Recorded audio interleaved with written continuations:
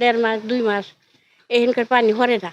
পানির জন্য এই যে সাপ আসে, তারপরে সাপটা পোলাপান নিয়ে থাকা খুব রান্না বাড়ার কষ্ট, পোলাপান স্কুল মাদ্রাসায় যাওয়া কষ্ট। দুর্বিষহ জীবন পার করতেছি আমার এই 4 গ্রামের। যদি আমি হিসাব করি প্রায় 1 থেকে 1,500 পরিবার এই পানি মন্দির 3 মাস একটানা পানির মধ্যে বন্দী থাকে। এটা তাৎক্ষণিক আপনাদের সংসদ সদস্য আমার বোন ন্যায় ব্যাপার নির্দেশে আমরা এই ড্রেনের একটা কাজ তার উদ্যোগে তার অর্থায়নে ফরিদপুর 3 আসনের বিএনপির সংসদ সদস্য চৌধুরী নায়াব ইউসুফের নির্দেশে জলাবদ্ধতা এলাকা থেকে পানি নিষ্কাশনের উদ্যোগ নেওয়া হয়েছে। বুধবার বিকেলে পৌরসভার 6 নম্বর ওয়ার্ডের ব্রাহ্মণকান্দা এলাকায় পাইপ বসিয়ে সাময়িকভাবে পানি নিষ্কাশনের ব্যবস্থা করা হয়। স্থানীয়রা জানান, গত কয়েকদিনের বৃষ্টিতে ব্রাহ্মণকান্দা ও আশেপাশের এলাকার সহস্রাধিক পরিবার পানিবন্দী হয়ে পড়ে, ফলে অবর্ণনীয় দুর্ভোগ পোহাচ্ছিলেন তারা। এ সময় সাবেক কাউন্সিলর ও মহানগর কৃষক দলের সহ সভাপতি আবু বকর সিদ্দিক জানান, কয়েকদিনের বর্ষণে ওই এলাকার সহস্রাধিক পরিবার জলমগ্ন হয়ে পড়ে। বৃষ্টি থামলেও সরছিল না পানি। 4-5 বছর ধরে এরকম এই পানি তো আজকে কমছে।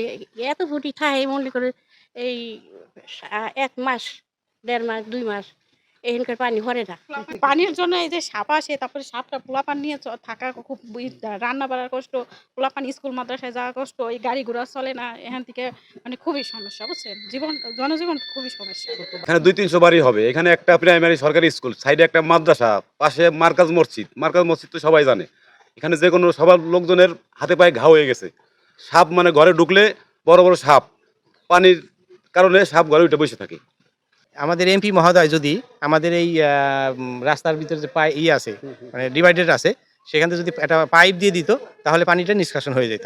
চাচ্ছি এই পানিটা নিষ্কাশনের ব্যবস্থা করে দিলে তাহলে আমরা একটু উপকৃত হইতাম। পৌরসভার আমাদের বর্তমান যে সিটি কর্পোরেশনের আওতাধীন 27টি ওয়ার্ডের মধ্যে আমার 6 নম্বর ওয়ার্ড অনেক বড় একটা ওয়ার্ড। আপনারা জানেন প্রায় 8,000-এর উপরে ভোটার বসবাস করে এখানে এবং 4টা গ্রাম মিলে ওয়ার্ড। এবং আমাদের এই 27টা ওয়ার্ডের মধ্যে সবথেকে গুরুত্বপূর্ণ একটা ওয়ার্ড এটা। কিন্তু আমরা আসলে এমনভাবে একটা দুর্বিষহ জীবন পার করতেছি আমার এই 4 গ্রামের। যদি আমি হিসাব করি প্রায় 1 থেকে 1,500 পরিবার এই পানি মন্দির 3 মাস একটানা পানির মধ্যে বন্দী থাকে।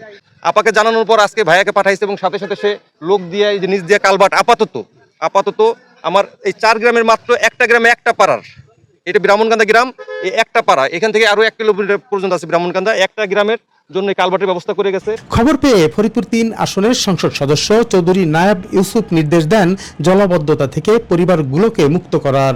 নির্দেশনা মোতাবেক সাংসদের ভাই বিশিষ্ট সমাজসেবক ফারিয়ান ইউসুফ জলমগ্ন এলাকা পরিদর্শন করে দ্রুততম সময়ের মধ্যে পানি নিষ্কাশনের ব্যবস্থা করেন। তিনি জানান, সাংসদের নির্দেশনা মোতাবেক কয়েকটি স্থান কেটে দেওয়া হয়েছে, পরবর্তীতে স্থায়ী ব্যবস্থা নেওয়া হবে।